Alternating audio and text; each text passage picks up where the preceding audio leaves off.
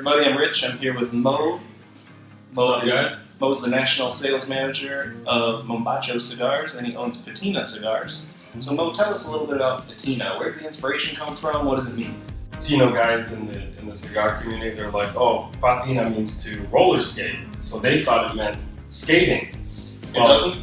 It does not. All right. In American culture or whatever, patina is what you see on buildings, like that green cover, like it's an oxidation process you see on copper, bronze, things like that.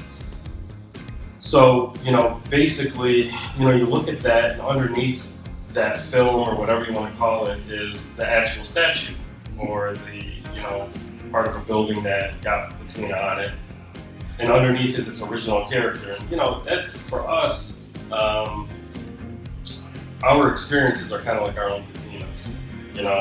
What we go through in life, what we experience, the things we do, the people we encounter, is all part of our personal patina. So that's kind of where it stems from. So, but underneath, we're all ourselves, and it's important to always remember that it's easy to become jaded and things like that as you get older, but always try to be, yourself, no matter what happens.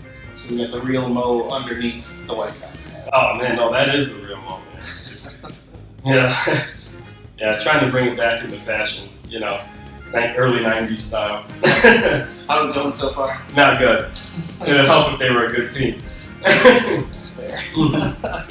Cool, so we're both smoking Patina cigars right now. We've got a Connecticut going. It's delicious. It's tasty. So, Mo, what are your plans for Patina? Short term, long term? Where are you going with this thing? Patina was the first time Casa Favili, which is the factory, has done non-Nicaraguan puros, so that was pretty cool for all of us, you know what I mean? And but I see us continuing, we're trending upwards, more people are finding out about us. The cigars have received a wonderful reaction. People really like both of them. I think the Connecticut really pushes the boundaries of what people expect from a Connecticut. And in that sense, we're really excited about that. And the Habano, it allows guys, a lot of guys think, oh, I could wear an Habano wrapper, it's going to kick my butt sometimes, things like that, but it really doesn't. It's just, full flavor without that, knock you out. So you could really smoke it at any time of the day and you'll be fine. You talked about this Connecticut as a Connecticut with balls. Yeah. I don't taste any balls, but we could change that, Rich. This interview went downhill or uphill. We'll see. So, do you see Patina as more like a boutique brand or more of a household standard? Where are you going with it that way? I think obviously whenever you're small, people are going to lump you in as boutique, right? But obviously, your goal is to become a household name, a household brand. You want to be accessible for smokers everywhere to the extent you can be. And that's not to say that you want to be absolutely everywhere, because not all places are good places to be, in my opinion. And so you want to be in the places that afford you the best opportunity. You don't want to sit on shelves. You don't want to be in discount bins. You want to be places where your product is going to move. But with all that said, what is even boutique anymore? There's some brands that, maybe at one point were boutique, but you probably wouldn't consider them now. And then you really do have your truly boutique brands. So now the goal is to always grow it to the point where you're a household, you're a staple. Makes sense. So far you've come out with the Connecticut and the Habano. I pronounce that hard H just for hitting the Habano. Yeah. You've also talked about a broadleaf. What's up with the broadleaf? Yeah, that's coming out. Originally we were going to bring it out at IPCPR, but I think we're going to wait. So we're going to hold off for now. So we can expect the broadleaf at some point and get hyped and excited. Yeah, hopefully, yeah. All right. So unfortunately, I got to learn how to hype, but well, this is it. The hype train starts right now. Hype train starts right now. It's leaving the station. Right. Cool. So you were involved in the blending, the branding, everything for Patina. What's been the hardest part? Nailing the blend, probably. So obviously I work retail, right? And so one thing I would kind of say from customers, well, this kind of is like this is kind of like that, and for me, I didn't want people to really be able to say that. You know, I wanted to kind of stand on its own. So it's not easy to do that. It's hard. So that took some time. You know, the branding wasn't easy. You know, coming up with the design, how did you want to go about it?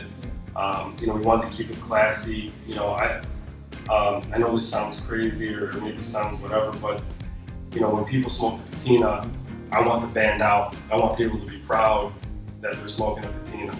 You know, and to me, that's how you know that you got a product that, you know, you want people to be proud while they're smoking your cigar. And that's just part of it. So. And there's some significance to what's on the band for patina, right? Correct. Yes. Yep. So the stairs are the staircase when you walk into Casa Favili, which is a factory. So it's, you know, like a rendering of it, let's just say. So that's a little homage to the guys there.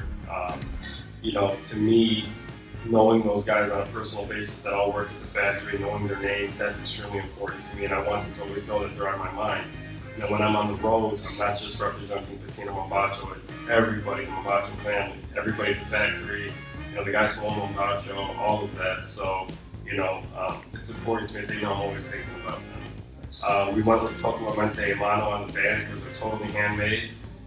That's on the Mombacho bands as well. And so, you know, obviously the green comes from the patina, and we decorated a little bit with some copper. So that's kind of where that comes from. So you mentioned being on the road. Yeah. You've just been on the road. Yeah. What's been the hardest thing about being on the road so far? So coming from the retail side, you understand that shelf space is extremely crucial. You know, and it's hard to, you know, when you walk into these humidors and you know, there's boxes on top of boxes and you know, there's not a lot of shelf space convincing somebody to take a chance on you. Some guys are a lot more receptive, some are not, it just really depends. The one thing I will say is that the reaction to the cigars across the board has been positive.